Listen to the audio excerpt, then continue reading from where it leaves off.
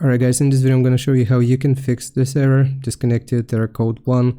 The first thing that you want to do is open up your computer search and search for run. Click on run and then you want to type this percentage local app data percentage. Click OK.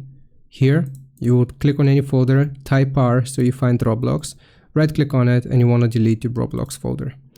Once you have done this, the second thing that you have to do is load up the browser you use to play Roblox. Click on the three dots in the top right and then go into settings.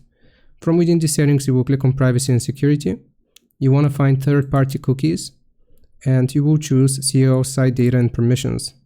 Now you want to search for Roblox, find Roblox and click on this to delete all of the cookies. It's going to sign you out, so make sure you know your username and password, and you just want to click on delete. Afterwards you will sign back into your account, and if it was something on your end, it's going to be fixed. If the game developers decided to shut down the server, then you will need to wait for them to re-enable it. I hope this helps. Leave a like and subscribe, and I'll see you next time.